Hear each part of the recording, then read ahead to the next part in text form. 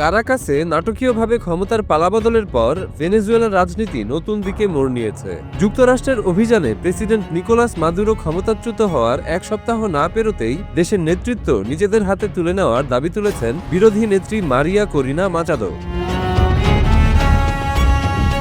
বিবিসির মার্কিন অংশীদার সিবিএস নিউজকে দেওয়া এক সাক্ষাৎকারে মাচাদো বলেন, ভেনেজুয়েলা পরিচালনার দায়িত্ব তার নেতৃত্বাধীন বিরোধী জোটকেই দেওয়া উচিত। তিনি বলেন, জনগণ যে ম্যান্ডেট দিয়েছে তা বাস্তবায়নে তারা পুরোপুরি প্রস্তুত। মাদুরোকে গ্রেপ্তারের ঘটনায় যুক্তরাষ্ট্রের প্রেসিডেন্ট ডোনাল্ড ট্রাম্পের ভূমিকার প্রশংসা করেন মাচাদো। তিনি বলেন, ট্রাম্পের নেতৃত্ব ও সাহসিকতার কারণেই মাদুরোকে বিচারের মুখোমুখি করা সম্ভব হয়েছে।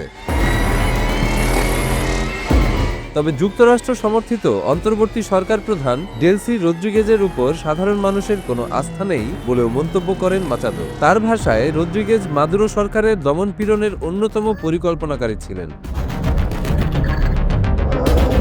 2024 সালের বহুল বিতর্কিত প্রেসিডেন্ট নির্বাচনে মাচাদোর জোট জয়ী হয়েছিল বলে তারা দাবি করে, যদিও দেশটির সরকারপন্থী নির্বাচন কমিশন তখন নিকোলাস মাদুরোকেই বিজয়ী ঘোষণা করে।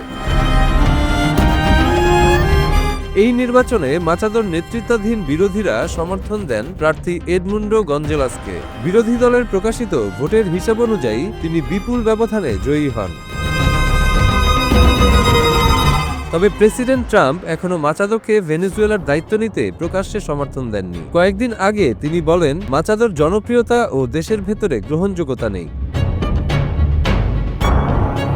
এই মন্তব্যের জবাবে মাচাদো বলেন, এবছর ট্রাম্পের সঙ্গে তার কথা হয়নি, তবে মাদুরোকে ক্ষমতা থেকে নামানোর জন্য তিনি যুক্তরাষ্ট্রের প্রতি কৃতজ্ঞ। গত বছর নোবেল শান্তি পুরস্কার পাওয়া সাবেক এই আইন প্রণেতা বলেন, ভেনেজুয়েলায় যুক্তরাষ্ট্রের সামরিক অভিযান আইনের শাসন, গণতন্ত্র ও অর্থনৈতিক স্থিতিশীলতা ফেরানোর পথে বড় পদক্ষেপ। মাচাদো বর্তমানে আত্মগোপনে রয়েছেন। 2024 সালের নির্বাচনে অংশ নিতে তাকে নিষিদ্ধ করা হয়েছিল। সেই সময় থেকে নিরাপত্তাজনিত কারণে তিনি প্রকাশ্যে আসছেন না। ভেনেজুয়েলার বিরোধী মুখপাত্র ডেভিড স্মোলান্সকি বলেন, মাচাদো ও গঞ্জালেস ছাড়া দেশের গণতান্ত্রিক রূপান্তর সম্ভব নয়। তার মতে, এই দুইজনই দেশের ভেতরে ও আন্তর্জাতিক মহলে গ্রহণযোগ্য।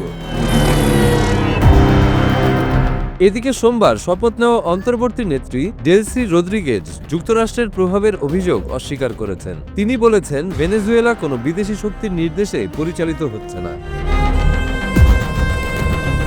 ক্ষমতার এই দ্বন্দ্ব, ভিন্ন ভিন্ন দাবি আর আন্তর্জাতিক অবস্থানের টানাপোড়েনে ভেনেজুয়েলার ভবিষ্যৎ এখন অনিশ্চয়তার মুখে। দেশটির ভবিষ্যৎ নেতৃত্ব কার হাতে যাবে তা নিয়ে দেশটির জনগণ ও আন্তর্জাতিক মহলে বেশ জল্পনা কল্পনা চলছে।